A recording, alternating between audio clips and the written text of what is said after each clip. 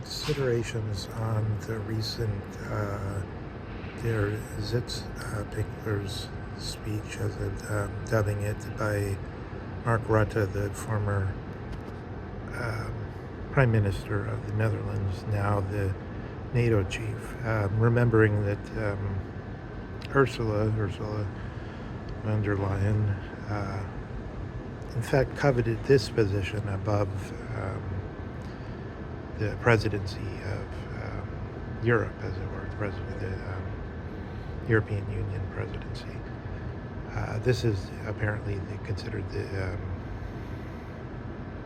the most vaunted position in all of Europe. So the speech was actually titled something like,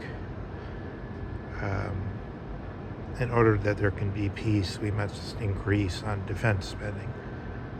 And then it listed all this horrors and sort of destinies that are multiplying, such as increase in cyber attacks carried out by the East against the West.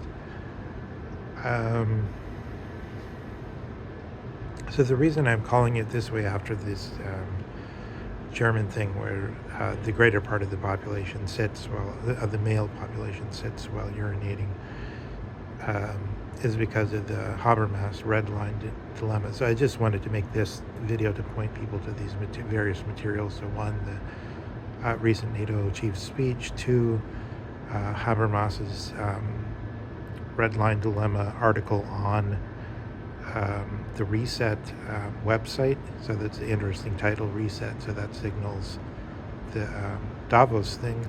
But the thing was founded originally in order to consider Samuel Huntington's response to his own student, Fukuyama, Clash of Civilizations.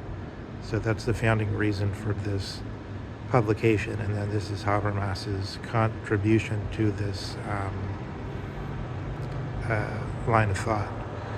And what he says basically is the red line dilemma is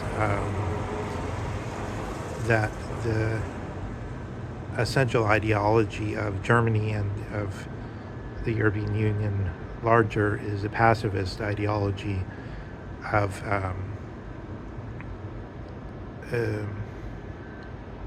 basically, I guess is my own gloss. I'll say if we understand liberalism as the social contract type states where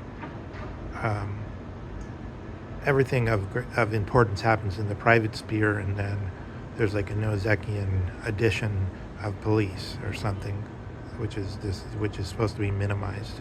A small government, minimal state, as the ideal somehow, as against this Rawlsian, what did they call it? The nanny state, or however you want to call it, to give it in a pejorative.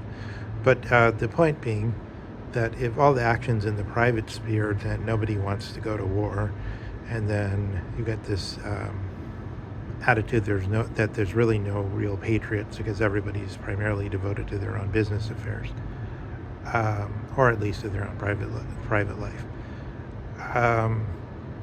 and government or the military or the army is the thing that stands in contradistinction to that, and which is held highly suspect because it might invade on the private rights, especially the unified property right, which basically characterizes the liberal order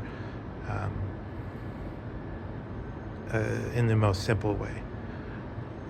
So yeah, Habermas is saying the red line dilemma consists of, this is our core ideology, this private life above military life, but we're reaching the red line where we're not going to be able to maintain this way of life, as the NATO chief, the Rutte article keeps calling it, our current way of life, unless we start becoming more militaristic.